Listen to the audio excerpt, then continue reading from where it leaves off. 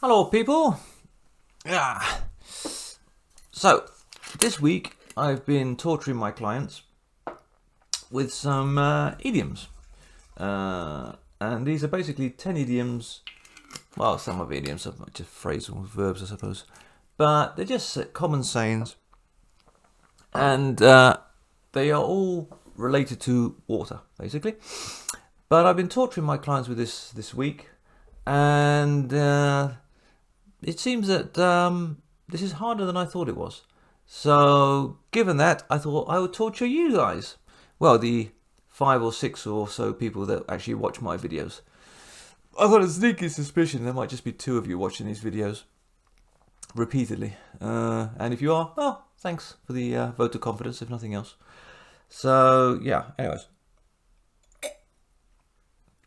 I'm hoping I'm going to be able to do some editing magic and everything's going to magically appear alongside me. That's the theory. Might all turn to shit, but if it doesn't all magically appear beside me, it means that I didn't manage to do it in the edit. So anyway, let's kick off with this. And there's going to be 10 questions, and let's see how many of these you can get right.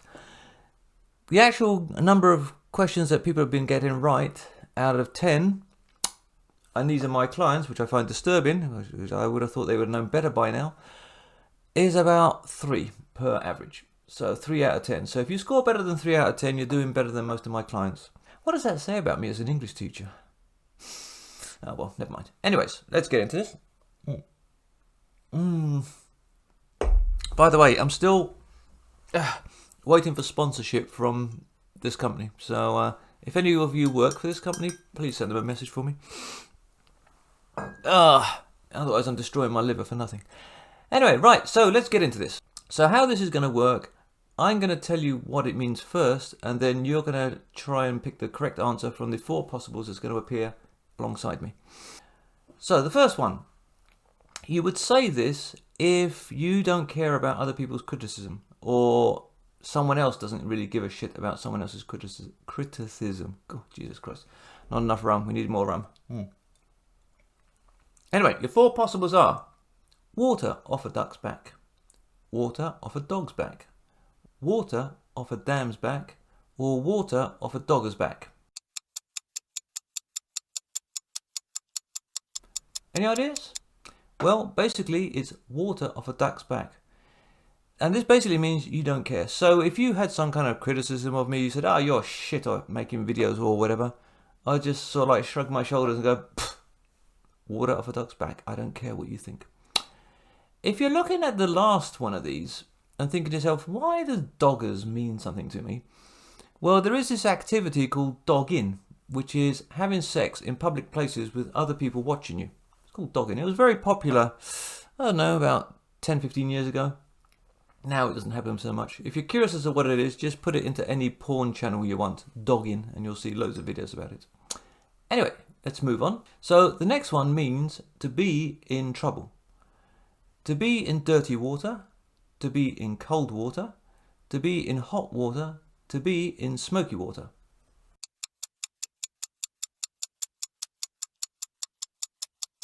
Time's up. The answer is to be in hot water. Means that you are in deep trouble for something. Whether you did it or not, you are in hot water. Simple as that. So the way you could use this, you could say, I'm in hot water with my boss because I was late to work 3 times this week. Okay, so the next one, how to describe this? It's basically to reduce or lessen something. And your choices are water up, water down, water front, water side.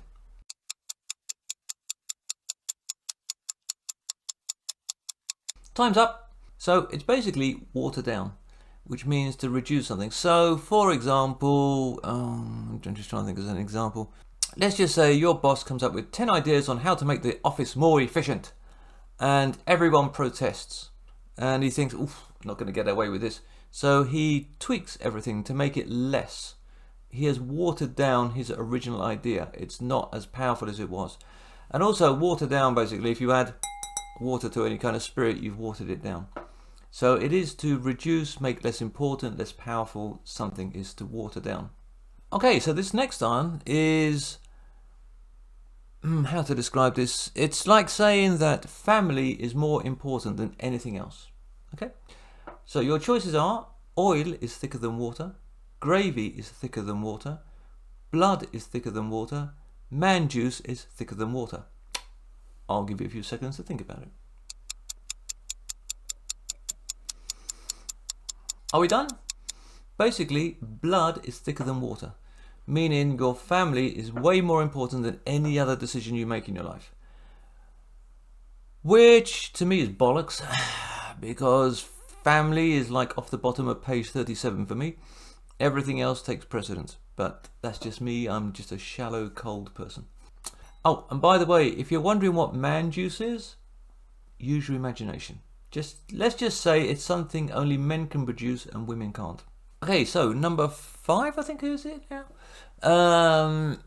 This next one is used to describe a quiet person who seems to have hidden strength or powers, so to speak.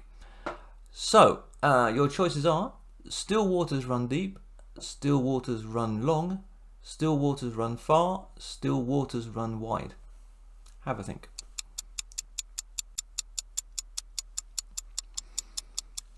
Okay, time's up. Basically, number 1, still waters run deep. And it's used to describe literally like what I just said. So sometimes you meet people who seem to be very quiet, very timid most of the time. They don't seem to voice an opinion. They don't seem to have any backbone to them.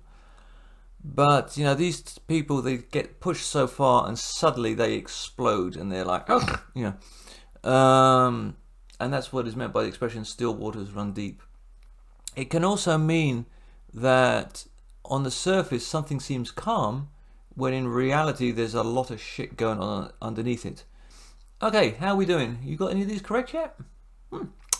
So the next one is basically what we say when we want to talk about a bar or a place like that, somewhere that you want to go and get a drink. So your choices are: watering gap, watering space, watering joint, watering hole.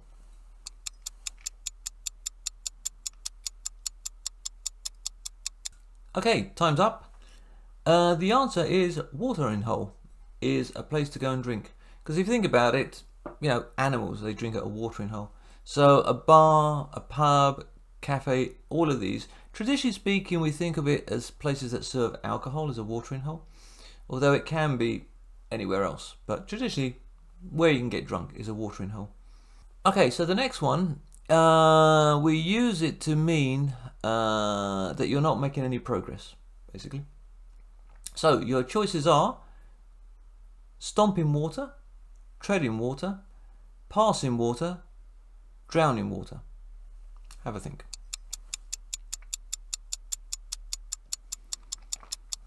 Okay, time's up. So it's the second one, tread in water. And if you're thinking to yourself, what the hell is tread in water? So if you think about regular swimming in a swimming pool where you go backwards and forwards, if you're treading water, it's when you're in one place going nowhere. You're just sort of like stomping in. I can't swim, so this is like a really hard one for me to explain. But it's that thing of you're in the water, you're not drowning, you're just staying in one place. It's called treading water. And so treading water as an idiom, phrasal verb, call it what you will, just basically means you're not making progress. You're stationary. And you can use it in literally anything you want, where you want to say that you're just going nowhere fast. So if your boss said to you, how you getting on with that project, you might say to him, I'm treading water here. I can't make a breakthrough. You know? You're stationary, you're going nowhere. Okay, so this next one, we use it when we're talking about time that has passed, like you can't change the past sort of thing. Okay, so your choices are: water under the dam, water under the bridge, water under the wedding ring, or water under the drain.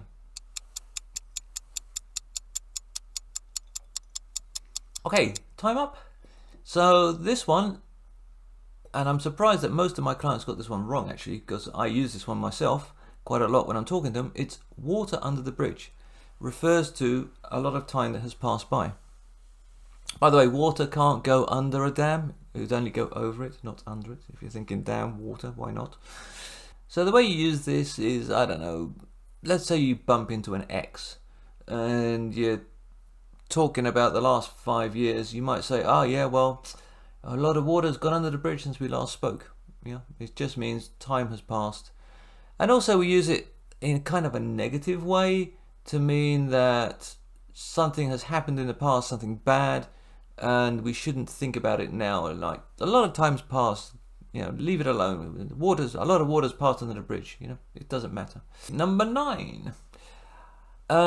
We use this to talk about food that looks delicious. Okay, so it is throat watering, tongue watering, mouth watering, eye watering. Okay, we done? It is mouth watering. It's something looks delicious. So you could say, oh, we ate in a restaurant the other day and the food was, it was just mouth watering, meaning it was absolutely delicious. So there's another one here, eye watering, that you probably think, I know that from somewhere. And basically, eye watering is to express a kind of pain. Generally speaking, not physical. Like I might say to you, I've lost my phone. That wasn't good. Oh yeah, let's just go with this. So I might say to you, oh, the interest payments on my new car are eye watering, meaning they are very expensive. It's painful to me. And it's used a lot with money, that something has an eye-watering cost. It's on the point of making you cry, Oh, shit. So, yeah, that's eye-watering. Okay, and this final one, we use it to say that someone is a little bit stupid, an imbecile, crazy, whatever. So, we would say that the person doesn't have both feet in the water, tools in the water, paddles in the water, balls in the water.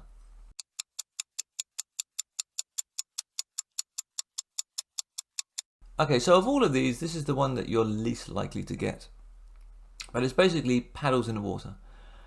So, in English, or with British people, say this way, if someone says or someone kind of implies you're missing something, you're being called stupid. So in this case, you don't have both paddles in the water. If you think of a traditional boat, you'd have 2 oars to move yourself along. If you don't have both paddles in the water, you're stupid. Another one, if the branches don't go to the top of your tree, you're stupid. If the lights are on but no one is home, you're stupid. The wheel is turning but the hamster's dead, you're stupid. So anytime you hear this implication that you're missing something, even if it sounds completely nice and innocent, you're being called stupid by the other person. So there we go, that was 10. How did you score? Any joy? Did you get more than my clients? Because it was shameful how many my clients got wrong. I mean, truly. And I'm going to keep this one up for the rest of the week with the remaining clients and see how badly they get it wrong as well. So I would say I hope you enjoyed it, but I don't care. I mean, I've got rum. I've got a new bottle of rum, so I don't care whether you liked it or not. But if you want some more of these, I don't know, write a message. Maybe give me an example of ones that you find confusing, and maybe I'll do another one of these videos. Anyways, I'm off to do some video editing and get drunk at the same time.